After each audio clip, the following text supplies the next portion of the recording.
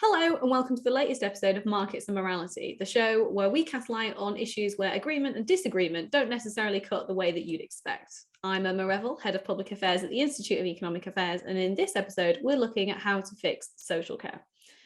Boris Johnson's government recently unveiled plans to increase the national insurance contributions to pay for social care, but concerns were raised from across the political spectrum.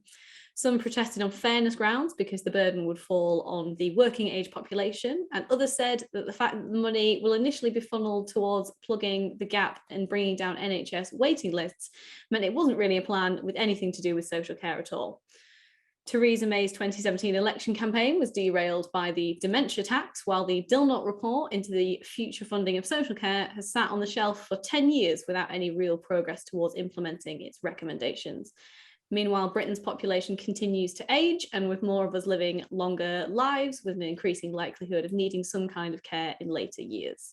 So a nice easy topic for my two guests today. With me is Professor Philip Booth, Senior Academic Fellow at the Institute of Economic Affairs and Director of the Vincent Centre for the Public Understanding of Economics and Entrepreneurship at the University of Buckingham, and Lord Peter Lilly, a Conservative peer and former Member of Parliament. Philip, among many other things, is the author of Integrating Health and Social Care, which was published by the IEA in 2019. And earlier this year, Lord Lilly published Solving the Social Care Dilemma, a Responsible Solution with Civitas. So thank you both for joining me. I wondered if I could start by very briefly asking you both to outline the papers that I've mentioned for people who haven't read it. And if you're interested in reading it, we will put links to both reports in the show notes. But Philip, if you'd like to go first. Yeah, okay.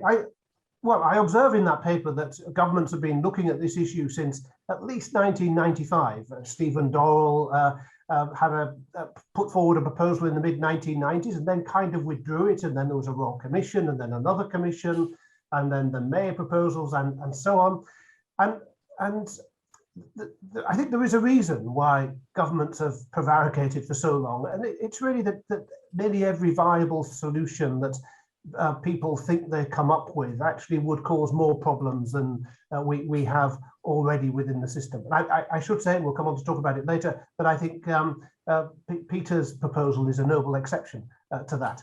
So what I really try to do in my paper is define the parameters more effectively and actually push the debate onto how we fund healthcare, because it was very clear in Beveridge and has generally been accepted by every government since the Second World War that social care should be something that is broadly a family responsibility, and healthcare should be something that is paid for by the state. So that's something I don't accept entirely. And all the discussion about integrating health and social care comes from the perspective, especially the Labour Party proposals, of essentially moving our healthcare system into the world of social care to create a unified, nationalised, if you like, health and social care system, which might employ up to 3 million people. This would be catastrophic and replicate all the things that are wrong about our health system within the social care system. So I really raised the question of, should we not turn the telescope round a bit?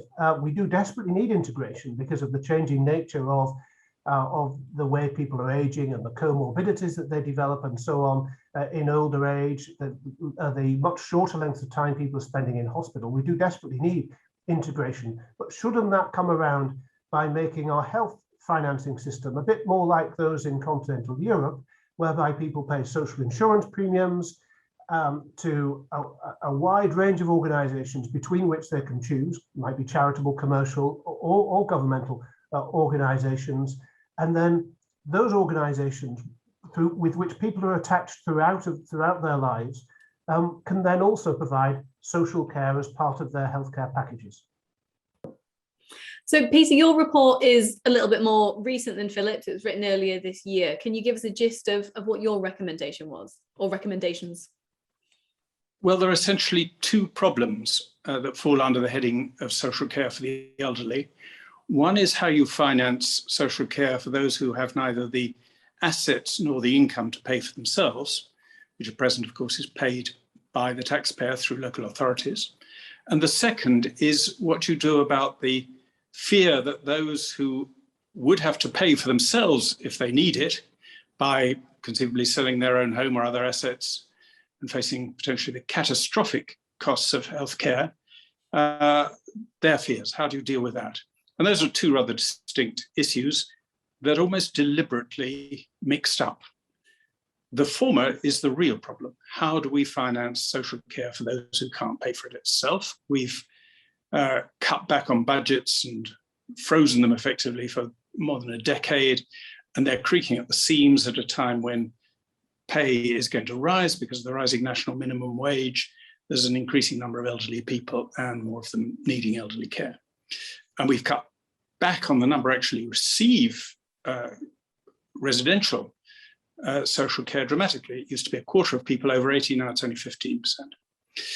The other issue, how we avoid people facing this risk of catastrophic costs of social care and having to sell their homes and not being able to pass it on to the value of those homes to their offspring, is very different. It is intrinsically an insurable problem. And Dilnot, the Dilnot Report in 2011 began by saying this looks like an insurable problem, surely we can do it through insurance. Then found that private insurance companies were not prepared to touch it. They won't touch it in the UK and they won't touch it worldwide for two broad reasons. One, they're insuring against government policy. They don't know how government policy is going to change insofar as who will have to pay and who won't have to pay for their own care. Secondly, they know from experience that they cannot persuade people during their working lives to pay insurance premia on top of paying for their pensions and repaying their mortgages. So they just won't do it. And they prefer to take the risk, or they think that the risk won't affect them and they don't think that far ahead. What nobody thought was, well, if we can't get the private sector to insure, could we not get the public sector at least to underwrite that insurance, to set up a public body which will provide that insurance on a zero-cost basis to the taxpayer, roughly get the actuaries to work out what the risks are and so on, because the government can do it for two reasons. One, the government is then insuring itself against any risk that it changes its own policies. And secondly, the government should say, you won't have to pay during your working life, but at the point you retire, or for a couple of years afterwards, you can take out a policy for which you would pay in the form of a charge on the value of your house. And then you wouldn't have to pay until you either sell your house or die and sell your house. And typically that premium, well, Dilnot worked out that the average premium for everybody, if everybody insured, who needed it, would be about £16,000, which is less than 10% of the value of an average house. It would, as in my proposal set out, the actuaries would calculate what was necessary for each person of each type of house, and it would typically be less than 10% of the value of the house. It would be a fixed percentage of the value of the house. So that you reach the retirement age, the government informs you this option's there. If you decide to take it, purely voluntary, you would take a charge on your house, and then when you die, you will be able to pass on, say, 90% of the value of your house to your children. If during your elderly life you have to go into retirement care and need social care for however long, that will be met by the state at the same rate and the same quality level as you currently get if you can't afford your own care. Now, that seems to be an immensely sensible option that doesn't put the burden on the taxpayer, that isn't compulsory. If people don't want to do that, if they wish to take the risk that they will have to pay themselves by selling their home, they can do so. But they'll no longer be able to complain if they take that risk that they can't pass on the full value of their house to their children. Or in my experience as an MP, it's the children who do the complaining. They will not be able to complain that they didn't persuade their parents to take out this insurance or take it out on their parents' part. So it solves that political problem, which is actually financially the smaller part, but it's about nearly half of the money that the government has put aside in the latest financing arrangements for social care. The bulk of the money it's raising is going to the health service, but of that which is going for social care, nearly half is going to pay to avoid people with valuable assets having to pay for their own social care and enable them to pass them on to their children. That seems to me a very foolish use of public money, that we shouldn't be taking money from the average taxpayer, many of whom haven't got a house, have got modest means, to finance people in Belgravia who've got houses worth millions of pounds, enabling them to pass them on without question to their children. It's not fair, it's not levelling up, it disproportionately benefits people in the south of England against those in the north of England, those in large houses against those in small houses or in no houses. So I was very sad the government didn't take up this option. I sent them the plans a year before they come up with their proposals, or nearly then. Again, when I published them, got no reply. I eventually said, can I speak to the minister? When I did get to speak to the minister, they said, oh, that's very interesting, but it's a bit late now. We've more or less made up our minds. So officials hadn't told ministers of this option. Needless to say, ministers hadn't considered it. The momentum had built up and they've gone to the taxpayer-funded option instead of voluntary insurance, which is sad. Philip, what do you think about an insurance model? I mean, to me, that sounds like a very free market way to address the social care issue. Well, that's, to my mind, the right way of doing it. Roughly 1 in 4 people go into residential care and need social care. Typically, they only spend, on average, 30 months in social care. Some, of course, my relatives spent 10 years in social care, or 12. But it averages at 30 months. The average cost is made up of 2 elements. One, the hotel cost, the cost of food and roof over your head, which even on the present arrangements, you have to finance out of your pension or your state pension and state benefits.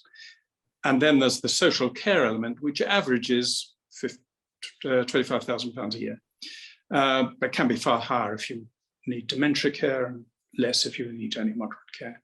So £25,000 a year for 30 months, 1 in 4 comes out at this average cost of £16,000. And that's not too great a sum to insure. And we ought in general to spread risk by insurance, or allow people voluntarily to spread risk by insurance if they can. If they don't want to, they can take a higher risk. At present, you don't have to insure your house against burglary. You stand the risk of losing the entire value of all your contents, or it's fire if it's burning down. But most people think, oh, it's a huge hit. Better to pay an insurance premium and avoid that risk. I think a lot of people would want to avoid the risk of having to sell their house and pay for a long period of residential social care. But some wouldn't worry. They have no children, or they don't care about their children. They think their children would be better off if they didn't have an inheritance. Fair enough. Philip, do you agree? Like I say, seems very free market to me. Without doubt, it's the best proposal out there. I think one could argue around the edges. You could set this up as a mutual, for example, a with-profit mutual company, whereby if the company started making losses, the benefits it paid were reduced, and if it started making profits, they were increased, or something like that. One can have a discussion about the technical details, and of course, your dyed-in-the-wool free marketeer would say the state shouldn't be setting up an insurance company and involving itself in insurance in this way. But to me, this is a very low risk activity for the state to take on. It will be voluntary. At some stage, it possibly might become commercially viable, either as a mutual or as a proprietary company. It might be it almost certainly will stop other interventions by the state at a later date to deal with these perceived problems, which I don't accept are problems, but are widely perceived problems of people not being able to hand on the value of their house to their children because they need to pay for long-term care. There are some insurance products out there already. You can buy immediate needs annuities and this type of thing, which will provide you with a cash sum each year once your health takes you to such a point where you can't perform some of the activities of daily living, toileting, washing, etc., etc. But I have it's a sort of area where any principled objections I have, I think, are outweighed by the fact that I think this will be pragmatically very good additional policy in the armoury in this area and stop much more damaging policies coming along. So the IA Director General, Mark Littlewood, wrote his recent fortnightly column in The Times on what he called the Ponzi scheme of social care. And he opened with the proposition that when governments tackle serious long-term problems, they often have to take short-term unpopular decisions. Therefore, procrastination typically becomes the default setting for ministers. Peter, do you think it is likely that we're going to have a realistic chance of meaningful reform in social care in the next, say, decade? I fear that the past has been sold, and the government is now, with this proposal to raise national insurance charges and pretense that that is somehow solving the social care problem, whereas actually the bulk of it's going to the NHS, has created expectations that people will not have to sell their houses because they've said there'll be, a maximum of £100,000 you'll have to spend if in social care, and you'll always be able to keep £86,000 of the value of your house, or have I got it the wrong way around? But one of those two things. I think it's the other way around, but I'm not sure. They've sort of gone 2/3 of the direction down, actually nationalising the total cost of social care, even for those with very wealthy people with houses in Belgrade, or pretty wealthy houses, people like me with a house elsewhere in London. That's sad, because it would be hard for them to rein back on that. Mm-hmm. But I keep plugging away in the hope that there's still a window of opportunity for them before the ideas they propose get set in legislation for us to do something slightly more sensible. I agree with Philip. I started off thinking, oh gosh, if it can't be done privately, we shouldn't do it at all. And then I thought, one shouldn't make the enemy the best the enemy of the good.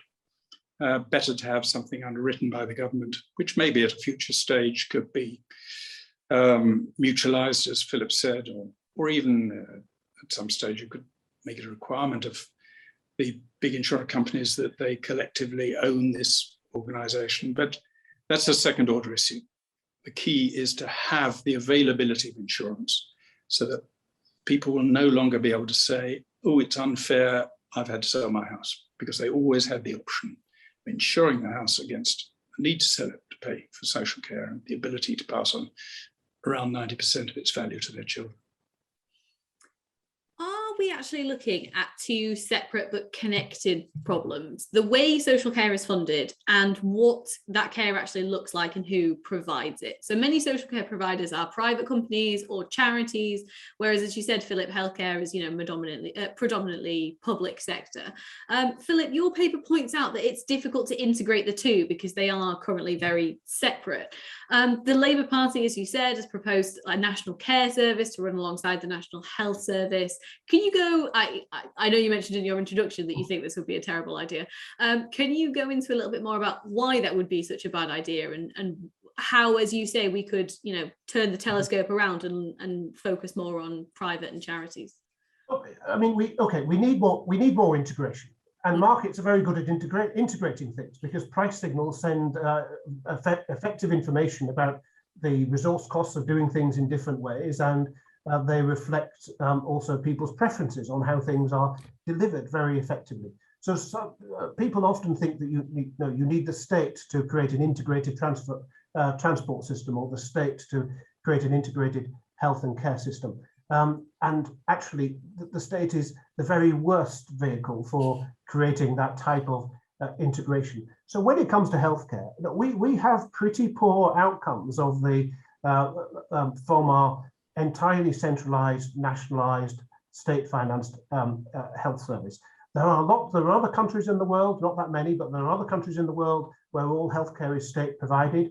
There are other countries in the world where all healthcare is state financed, but I don't think there's another comparable country of any size in the world where all healthcare is state provided by the central state and financed by general taxation. But our care sector is really quite pluralistic, and one of the reasons why it's pluralistic is because of the fact that local authorities who used to run social care didn't do it all that well up until the reforms of 1983, I think it was. So people who paid privately got pretty good standards of care, and people who didn't really got what they were given, which was not very good. And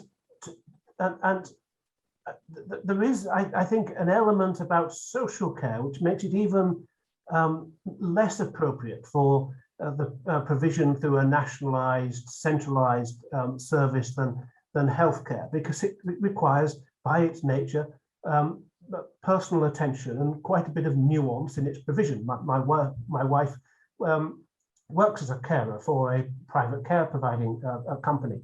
And so the pluralism works well. There are lots of charitable organisations involved with it. Of course, there are hospices for people coming towards the end of their lives, almost all of which are charitable organisations.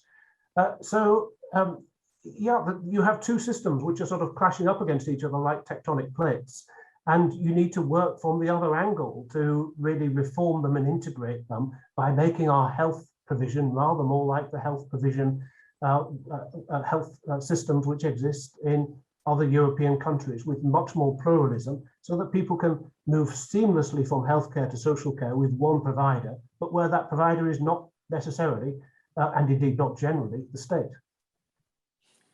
Do you think that politicians need to be more open with the public about what meaningful social care reform will need to look like, and more importantly, how much it will cost? If every suggestion that politicians and others come up with is met with outrage and, headline grabbing labels like death tax or dementia tax, we're never going to be able to find a sustainable solution. Philip, you want to go first? Oh, of course, that's true, and it's the Labour Party criticism of the current government's proposals was really rather surprising, given that they really come straight out of the Labour Party playbook. So, and yes, the whole thing is politicised. Of course, it should be politicised because people have philosophically different views on how healthcare and social care should be provided and financed. But you shouldn't go deliberately looking for to assume the worst of your opponents in political debate and creating divisions in this type of area where no such divisions exist. I can't remember exactly what Theresa May's proposal was, which caused so much kerfuffle in the 2017 general election. It's not the only thing that's not very memorable about that particular period of government. But it didn't seem to me to be especially objectionable in terms of the other things that were being proposed. Yet the Labour Party, and for that matter, quite a few people in the Conservative Party, just vilified it rather than try to address it constructively. Peter, do you agree? I mean, this is such an emotive issue. Are we ever going to be able to have a reasonable conversation about it without someone getting outraged on one side or another? I mean, it is vital we do have an open debate about it. What you shouldn't do is try and open a debate during an election campaign, which is Theresa May's great mistake. Her proposals were a bit of a dog's breakfast, but weren't bad in themselves, weren't that different from combinations of what has been proposed before. Likewise, the Conservatives were wrong to demonise Labour's proposals, a death tax back in whenever it was, 2010, or earlier perhaps. But so one shouldn't leave it until a general election. Now is a good time to do it. But now it's also important that the debate be honest, and the dishonest aspect of the debate has been merging these two quite distinct problems. How do you finance care for those who can't pay for themselves? And how do you avoid the risk of or enable people to avoid the risk of catastrophic costs if they are able to pay for themselves with large assets? And those are two distinct issues which have been merged into one, so that homeowners, the people who are really politically powerful in this country, think that's the sole problem, and that's what government's got to tackle. Actually, the bigger problem is social care for those who can't pay for themselves, over half of which is social care for those adults of working age, of whom there are far more now because of advances in medical care. Glorious thing, people are living longer and often more fulfilled lives, but they are unable, through disabilities, usually at birth, to look after themselves, and they need that social care during their life. The pretense that that's got anything to do with the risk that someone in their 80s may face of having to sell their house to pay for social care is a nonsense and dishonest, and we shouldn't merge the two issues. We should separate them and ask people to think about them separately, and then explain that they need different solutions. Well, I'm glad you made that point, because actually prior to working in Westminster, I worked in social care, and that's the sort of social care I worked in. We didn't work with older people. It was working age people with sort of learning disabilities and additional needs who still needed, other types of care. Thank you very much sorry. Philip, I think that issue as well opens a debate about whether or not local government needs to be able to expand its tax base with a broad-based tax base, I should say, not like the old rates where it could just sort of impose taxes on one segment of the community in order to provide these functions which are local government functions rather than central government functions. One thing that Philip said earlier about the need for the market to try and provide the coordinating mechanism reminds me that people assume that markets are about people behaving selfishly. The public sector is the prime example of groups behaving selfishly. You have the NHS with one budget, the local authorities with another, and the local authorities will refuse to take people from hospital, even though it costs them less per head to look after them and provide social care, leaving them stuck in hospital where it costs 2 or 3 times as much to retain them. And it's this standoff between two selfish aspects of the state, rather than private providers coming in and saying, oh, we could do that, which would be better if there was sort of direct interface between the private providers and the state, and the NHS in this case. So we shouldn't allow people to get away with the assumption that private means selfishness, public means unselfishness. It's often the other way around.